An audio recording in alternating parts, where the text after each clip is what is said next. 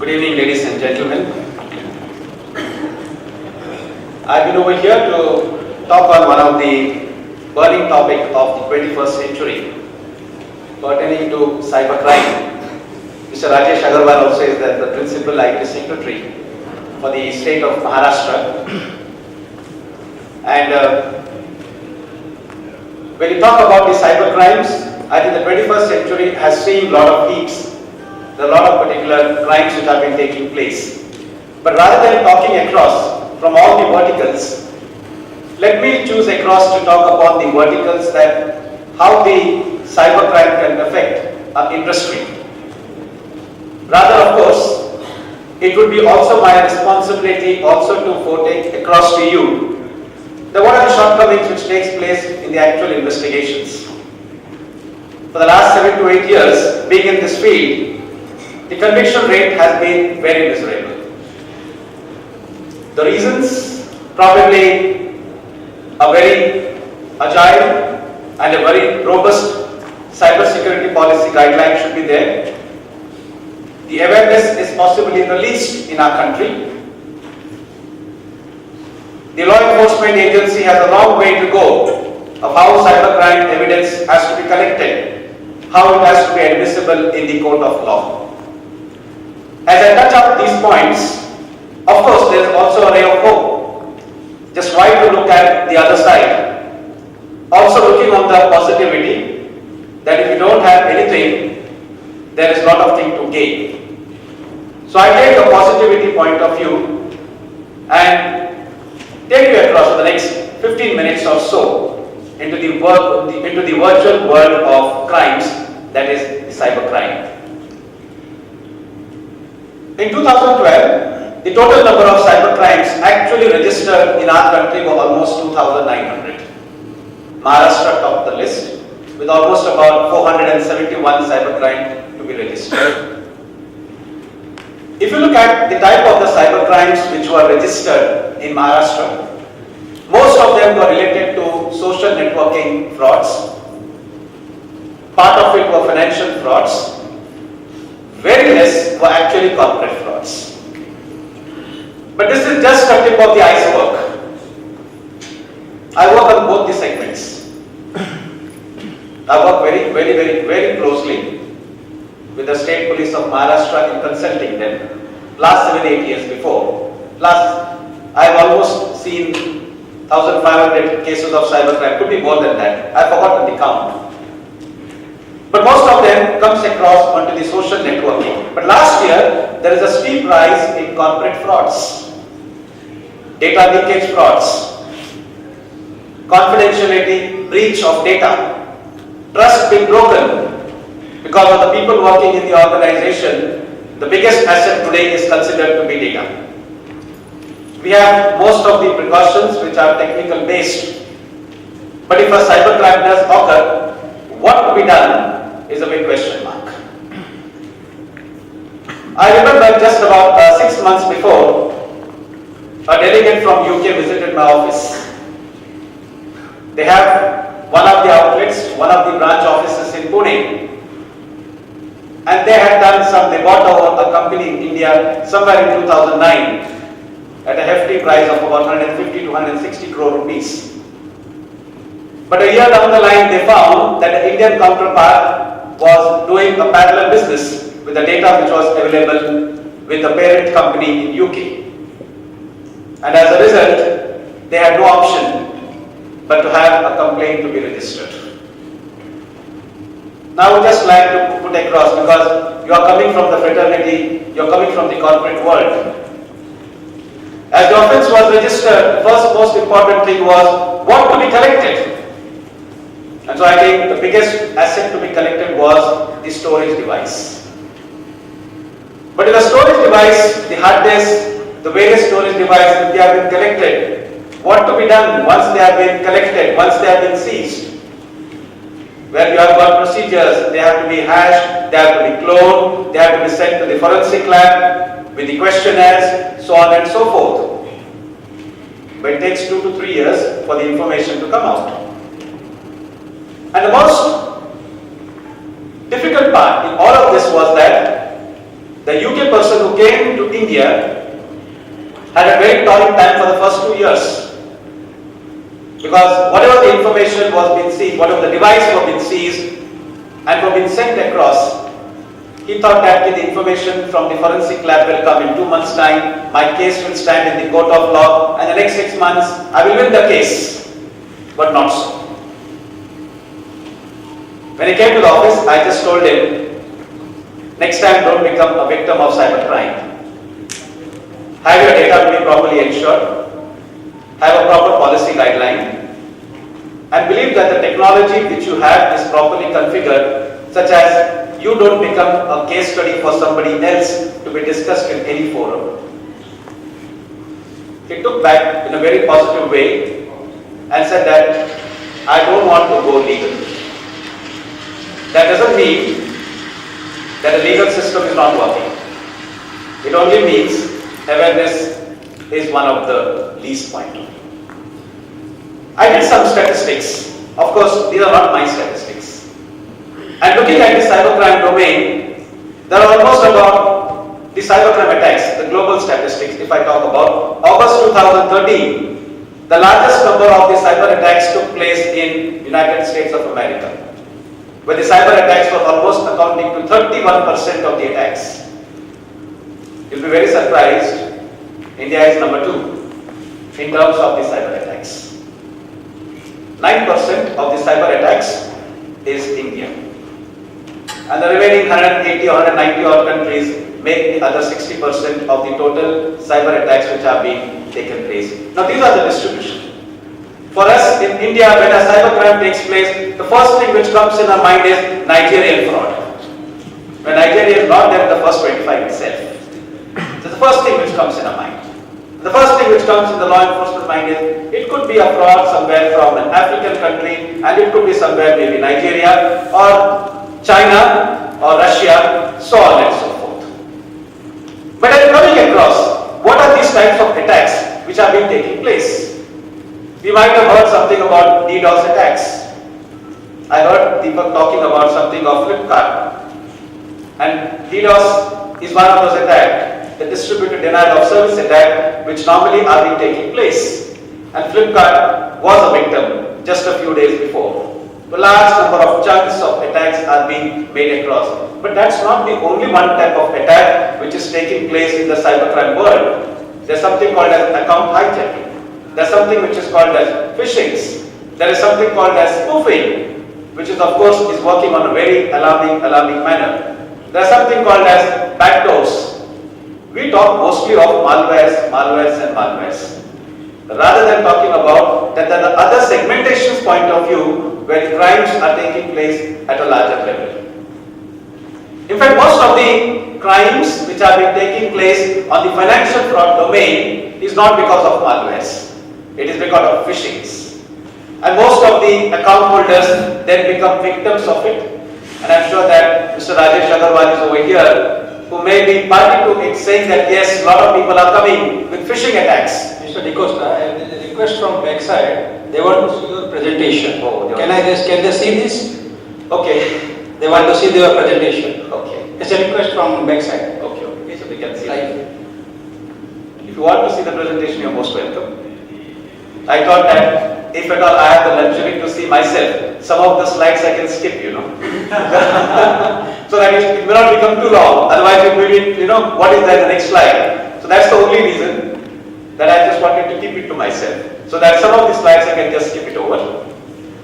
But if you want to say, then okay, there is something which is being there for you, which is being displayed. So you have this, unknown DDoS, account hijacking, defacement, SQL injection, the DNS hijacking, the targeted attack. These are some of the distribution attacks which takes place in the cyber world. The distribution of targets, with once again, we'll have the industry fragmentations, the financial services, the video games industry, the aerospace, retails. So all of these small chunk, these industries form together to make the total crimes which are being taking place. The distribution of the targets also are being shown to you, where you have got the government sector, industry, every vertical today is a victim of cybercrime. I personally took up this because I read the DNA newspaper and Mr. Rajesh Agarwal is over here, but my office got in touch with you, officer, and then I purposely took up this code because I teach a lot of law enforcement agencies, and when this issue came up, which I certainly agree to the point of view that police, the cybercrimes, police banks accused of not doing enough to protect customers, I certainly endorse that point.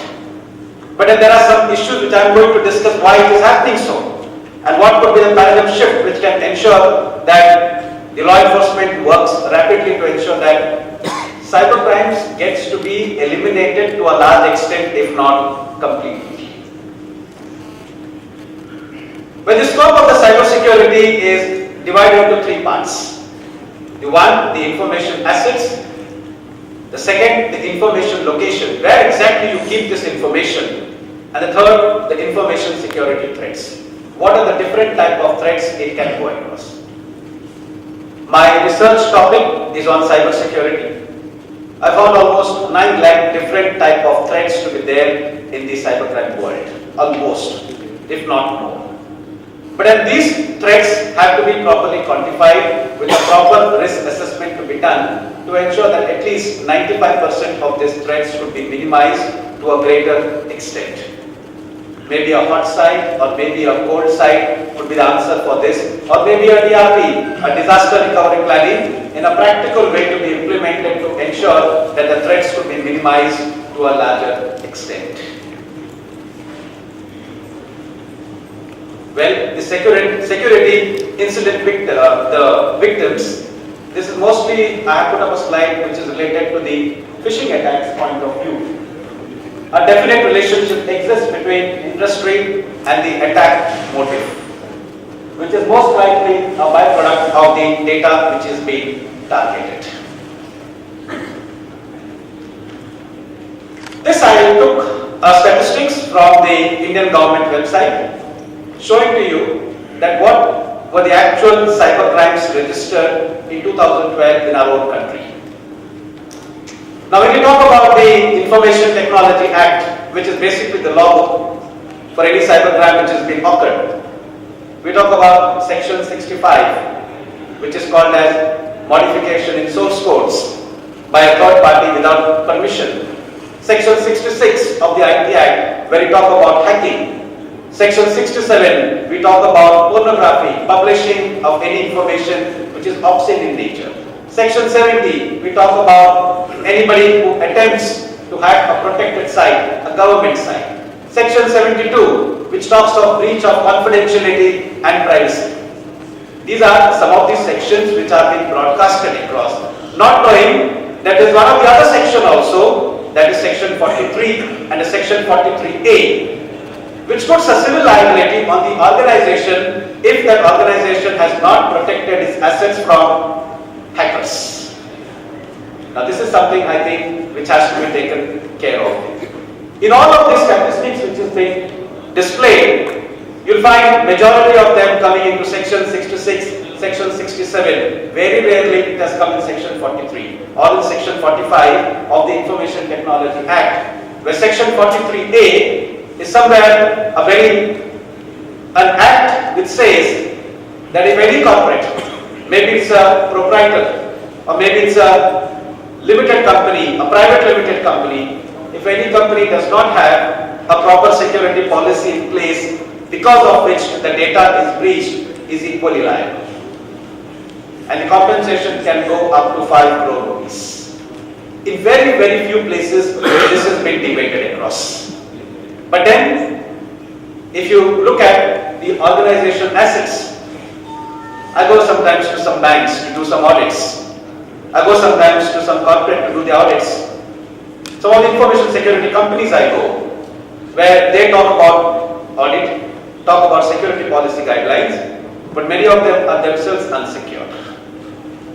And when you talk to the banks, that okay, you're not unsecured, how you can make us secure? They said, we have got ISO 27001. We've got ISMS in place, but where is the practical applicability of it is very, very nil. And finally, when you tell that there is a provision, there is a section in the IT Act which says that if you don't have proper security practices in place, you are equally liable, then the situation starts to work. But fear factor should not be there. I think it's a time is there when I think the awareness of these laws has to come to the corporate world that they could be equally liable if there is a security breach committed in the organization, if there is no proper security policy in place. So you'll have something about 2,876 crimes officially registered. This could be 1% of the total cyber crime happening in our country. This could be only 1%. 99% of them are not registered. I will also give you the shortcomings and probably in the next 2 or 3 minutes give you some way that how the shortcomings could be minimized to some extent. But these are the leading banks for cyber frauds between 2009 to 2012. I have not come over here to deface any bank or talk anything against bank. But you have got some of the banks over here where many of the cyber frauds have been taken place. You have got some very, very reputed banks which have been shown to you. Maybe it starts with ICICI Bank. There is something which is an HDFC Bank or whatsoever. Once again, these have been statistics which have been shown to you that are leading banks for cyber frauds between 2000 to 2012, which has been there. But most of the times, phishing frauds, phishing, they're the two advents which have been now being started, by which the crimes are being exponentially increased into the cyber world for the banks. When we take you across, there is a provision in the Information Technology Act. We know IT Act came somewhere about 13 years before in our country, in 2000. We know there was an amendment for the IT Act 2000 and it came into force in 2009. But there is also an act which talks about IT Act 2011 where there are some certain rules and regulations for intermediaries, service providers. If I am providing service to any organization through technology, through e-commerce, it could be a B2B, a B2C, or whatsoever model, I have to have a proper security practices, a proper privacy policy in place. And these are some of the rules and regulations which have been explicitly defined in the IT Act 2011, where the responsibility of the service provider and the authorized agents for financial management and accounting lies on the person who is giving that type of a service. Bank is one of them. Any type of an e-commerce industry is one of them. You talk about something about audits which has to be covered by the respective organization. If it is providing its service on a B2B or a B2C or whatever model it could be. But these are the audits. The audits may not be a plain technical audit of maybe of ISO 27001 or any ISMS. It is also actually talking about VAPT, vulnerability assessment, penetration testings. There are also a lot of certifications to be got across before you could say that you are compliant. Last but not the least, if there are no reasonable security practices and procedures, then the organization is equally liable. The compensation can go up to 5 crore rupees. Well, that's it. The section 43A, compensation for failure to protect the data, and which is being available or which has been there from 2009, October 27, it has been there for every type of industry which has data, and irrespective of the data, it has to be protected. If not, then the liability of about 5 crore compensation would be there. Just taking you to the last some few slides, I just want to take it across. I'll just go across with this fast. I think I missed it out.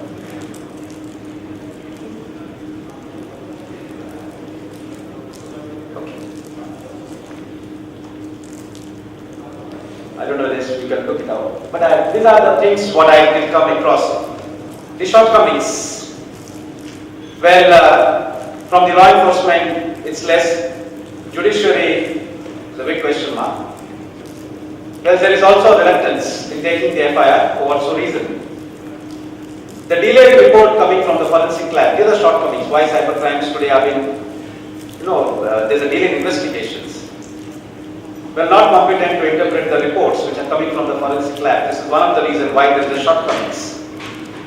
Huge crunch of technically and legally competent persons in the police and the judicial agencies.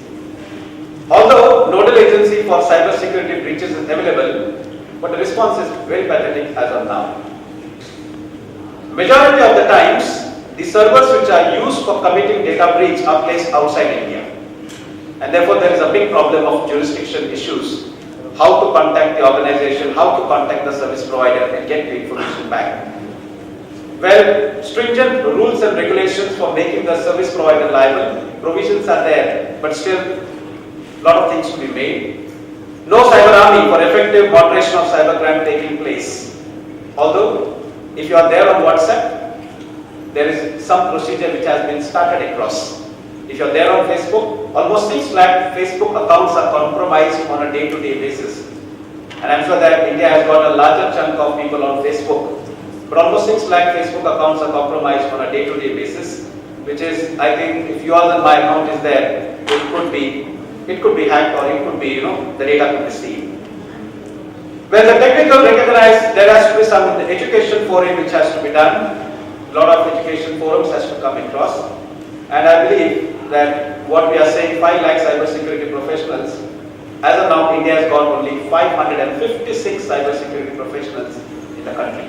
So the demand and the supply gap is the huge point of view. Finally, just to cut out these points and to make it simple, I just put it out. You have in an organization a traffic monitoring tool, a device monitoring tool. The encryption has to be very much properly put across. A very good security policy and the cyber policy should be in place. That's a mandate. A good forensic tool so that you can defend yourself in terms of any data breaches taking place.